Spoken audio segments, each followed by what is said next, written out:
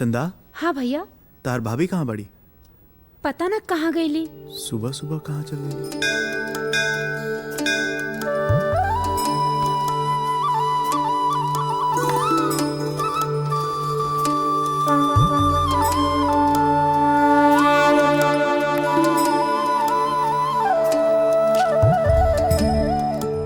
जय शिव ओंकारा स्वामी, जय शिव ओंकारा। ब्रह्मा विष्णु सदा शिव, ब्रह्मा विष्णु सदा शिव, अर्धांगी धारा। ओम जय शिव ओंकारा।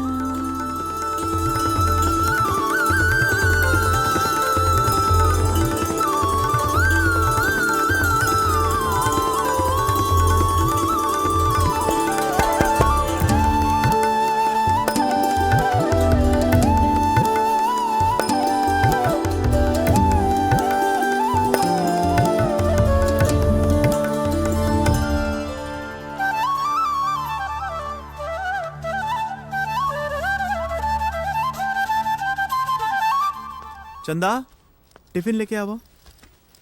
चंदा,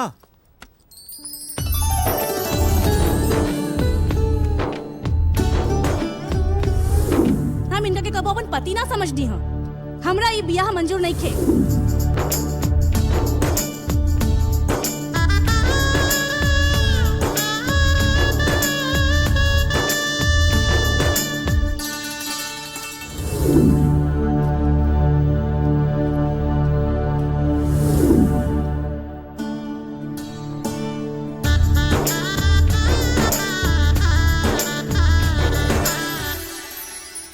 टिफिन।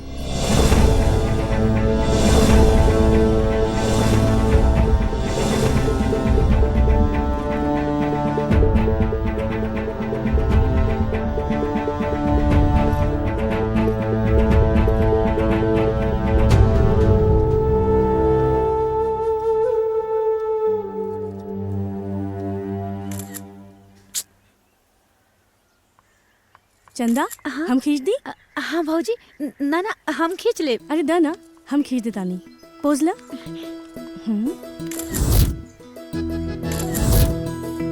ऐसे? अच्छा हाँ, बहुत बढ़िया। अच्छा लगा भौजी, ना? गुड्डी भौजी, एगो सेल्फी हो जाए। भौजी बोले ना। ठीक बा।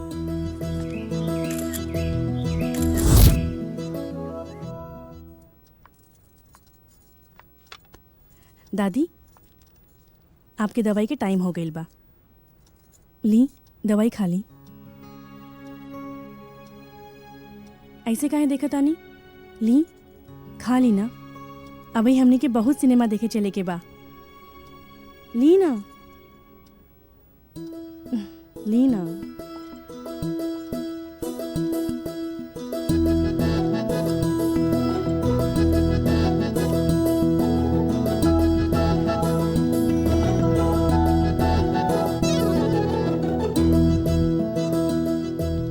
बात अभी से हम आपके सब सेवा करें। खाना खियाएं, दवा खियाएं, गोड़ में तेल लगाएं, मालिश करें।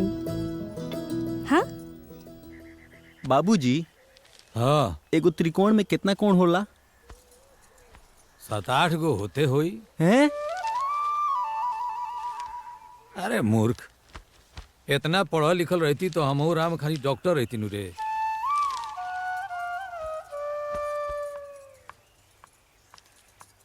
का सवाल बाटे? हमके बतावा। ना ना कुछ नाम कर ले। अरे हमके द, हम हल कर देता नी। ए है त्रिकोण। हाँ। अब ए समान त्रिकोण के कितना कोण होला? 3। 3। हाँ। अब तीनों कोण के कितना अंश होला? 180। 180। हाँ। अभी तीनों कोण के एकदम बराबर में बांटल जाओ तो कितना होई? हाँ 60। हाँ हाँ 60 हो गई। अरे वाह भौजी, तो के तो कूल आवेला। हाँ। भौजी हमके रोज पढ़ेबू का? पढ़ाइबे ना बल्कि ई बेर फर्स्ट क्लास में पास करवाई। चल अब तू करके बतावा। हाँ।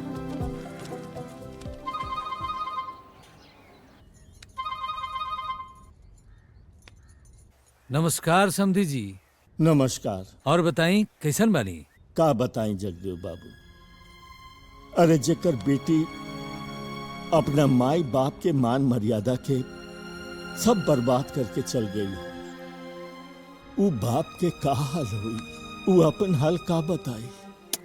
अरे ना ना, ऐसन मत कही। जौना बेटी के ऐसन संस्कारी बाप मिलल होखे, ऊ बेटी कुछ दिन खातिर भटक सकेले, हमेशा खातिर ना। मतलब ई कि राउर बेटी और हमार पतो हमरा घरे वापस आ गइल बाड़ी। का जी, जैसन पतो हम सोचले रहनी ठीक वैसने बेटिया हमरा मिलल बिया। अरे जगदेव बाबू, रहुआ ही बात बता के हमार तो जान में जान डाल देंगे। आज हम बहुत खुश बानी, बहुत खुश बानी। आज हमरो पूरा परिवार खुश बा, बड़ी खुशी बा घर में। अब कोनो चिंता के बात नहीं है। अच्छा, प्रणाम। ए जी का कहलन समधी जी? गुड्डी के माई, गुड्डी अपना ससुराल वापस आ गई। हाँ। और ओकर पूरा परिवार के लोग बहुत खुश बाड़े। माँ भगवती के कृपा से हमार गुड्डी के उजड़ल घर बस गई।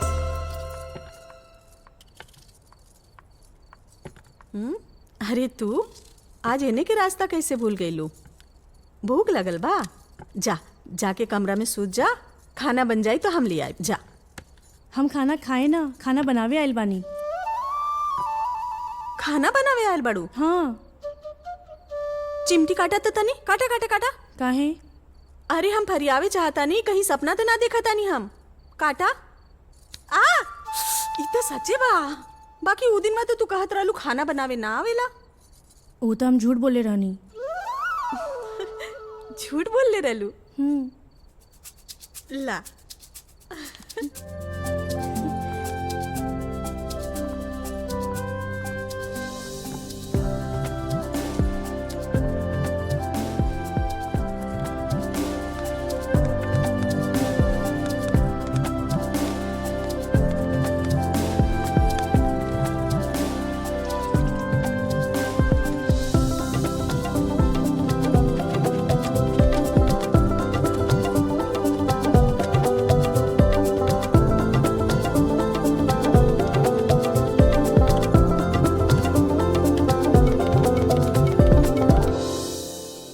राम, अरे जल्दी आओ भाई, भूख हम लगल देता नहीं। हाँ, आवा बाबू बैठा। दुल्हन ले आवा। माई शुरू कर। हाँ बाबू। हाँ हाँ। खा। खाना तो आज बड़ा बढ़िया बनल भरजी। अरे तो खाना के बनैली बिया? हमार पतो बनैली बिया।